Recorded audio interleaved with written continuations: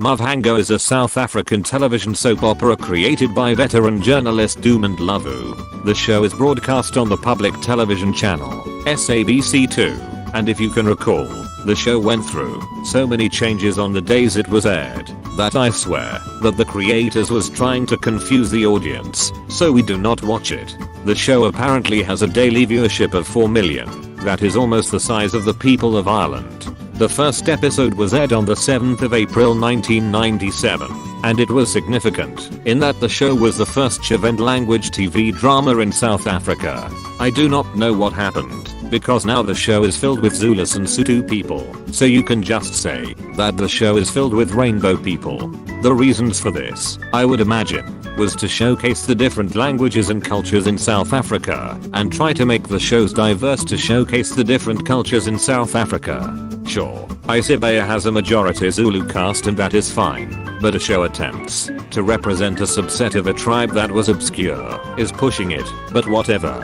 Now let us break down why I find the show a bit of a drag, and how it cured my insomnia. And also, this goes without saying that these are my personal opinions. So do not go running to your mommy if I hurt your feelings, but then again that would be fun to do. When the show originally started, we were given a glimpse into the lives of the Venda royal family and their attempt to separate their son from marrying a commoner, and also attempting their other son from getting freaky with a Zulu girl named Tandaza. If you haven't guessed, I'm referring to Aswindini simping for Susan, and Edward wanting to do the unholy nasty to Tandaza, who is played by the love of my life Cindy Latu. The show kinda rips of some of William Shakespeare's work, such as Romeo and Juliet, Macbeth and the classic That Gave Me and my classmates' brain tumors, The Tale of Othello.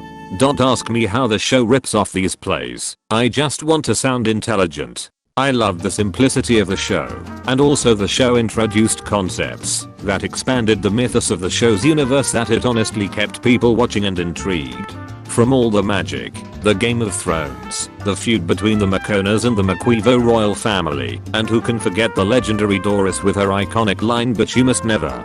The show was mostly loved because it showed a realistic take on the South African family life, as well as the various trials that comes with being in marriages and dealing with the difficulty of running both a personal life as well as a career. That is something that the modern South African TV shows seem to forget to do, but instead they focus on the overly glamorized take on the South African family, and it was significant in that the show never pandered to the West, and they put so much emphasis on culture and traditions, and I love the commentary on how modern living has disconnected people from their cultures and traditions. Oh well, too bad they're done that now, and focused on bureaucratic nonsense and business politics, as well as showing us Gugu's bald head.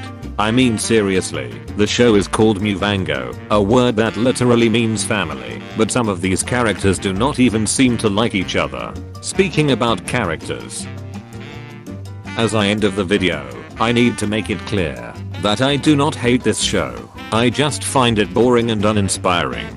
The storylines seem to be forced and lack any depth. Some characters are so forgettable that I do not remember some of their names. The show relies on overused tropes that killed its contemporaries and tried to pander to the changing trends instead of embracing what make it work in the first place. Now it is time for me to leave you, my friends. This is my goodbye, but I leave you with this. Casper Nyovest's music is pure doo-doo. And with that being said, this is your friendly neighborhood space ghost.